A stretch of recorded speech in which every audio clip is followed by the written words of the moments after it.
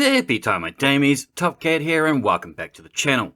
I've seen a couple of peeps out there running triple glaive kits. I kinda feel it might be a little bit overkill, as glaives already do 2 roles, both close and mid-range. So instead this is going to be my take on it. The Triton's Vice exotic gauntlets do several things for us. They'll buff any glaive we're holding by adding a plus 50 reload, and it'll double the damage of our glaive's melee attacks. It's got a pretty wide berth on the perimeter. We just need 3 peeps in a 15 meter circumference. Essentially, this is a hunter's syntheseps. Our glaive melee kills load 1 round back into our twizzle stick, and this can overflow and double our magazine size. This way, shoot or stab, we're always prepared to duel. Actually, duel is probably not the best word here to describe it, as its projectile shots will now cause targets to explode on demise.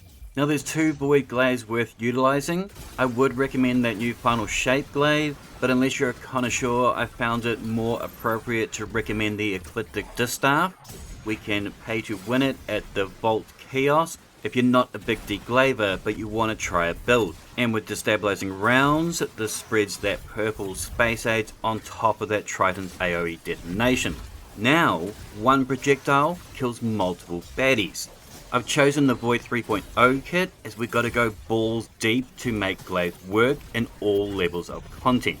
And with Echo of Starvation, when collecting orbs of power, and Void Breaches, we get Devour. This is gonna heal us on every kill, and every kill feeds us grenade juice. To start the train, I get my orbs from the Firepower mod.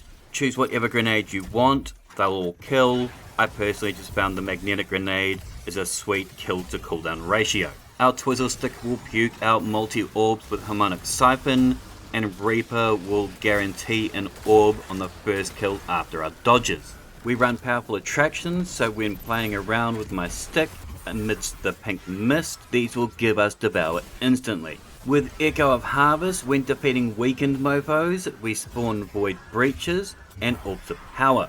It may seem overkill, but don't forget breaches give us 1/3 of our dodges, and every orb grants us 2.5% of our super bar. Snare bombs are one of the best sources of weaken we have. They trap hard, burn hard, and debuff by 15%. I'm running ambush, jump up, slam down to weaken. Now technically Styles Executioner will give you more stealth and AoE. I personally found though our smoke dive just played stronger. When glaving, you're blocking a little bit, you get knocked back from the enemies, and that smoke dive will bring you back down to the fight. Gambler's Dodge will keep us topped up with those smoke bombs, and Vanishing Step gives us that sneaky sneak stuff. We'll be running the Void Gamut in the artifact, Power from Pain. Our rapid final blows against weakened combatants grant us Devour. We'll circuit back around to the Howl, but this will allow us to get Devour from down range. And Concussive will allow our GLs to weaken those thick boys around the battlefield. I'm going to now mirror my Triton's Vice projectile detonation with my finishers. With Echo of Cessation, our finishers will emit a burst of volatile, and when we defeat these targets, all volatile targets from our glaive AoE attack will make Void Breaches. I'm pairing it with the utility fragment Echo of Obscurity to make us invis off of our finishers. Then we'll be boosting the debilitating wave to add weaken to our finishers. So when we poke them with our twizzle stick, with both weaken and volatile applied to everything, it's a quick cleanup, and then we go pick up another Void Breach. Then with Supernova, our next void damage, ideally with a glaive projectile, will create a weakening pulse. This loops back to that Power and Pain for a little Void 3.0 circle jerk. Now, running a double glaive build means we need double the special ammo. We're going to be utilizing that special ammo finisher. This ties in very nicely, but to be efficient with this, we're going to equip stacks on stacks and the charged up mod. Our finisher mod requires 3 charges to get that ammo, but if we give ourselves 4 available charges with that charged up mod on our chest piece, then we have stacks on stacks. This is going to give us 2 for the price of 1. We've got 1 charge less wasted. Now our Tritons do help with our reloads and overflows on our glaives, and the Ecliptic also has replenishing ages to autoload on blocks, so we're going to want to treat this Ecliptic like our primary glaive. Now I'm pairing my double glaive kit with the Anarchy for a few reasons. With melee kits we're often running to a fight, then on to the next one, so on.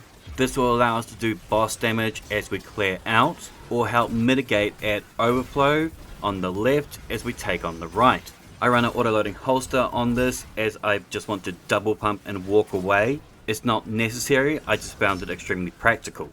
If though we need to take on anti-barriers, we could swap this out for Lament, the Deterministic Chaos, Void LMG, or this season with anti-barrier shotgun, the Acres would also go hard. Now obviously by now you've noticed in the primary slot I'm running the new Rake Angle. I'm considering this my backup glaive.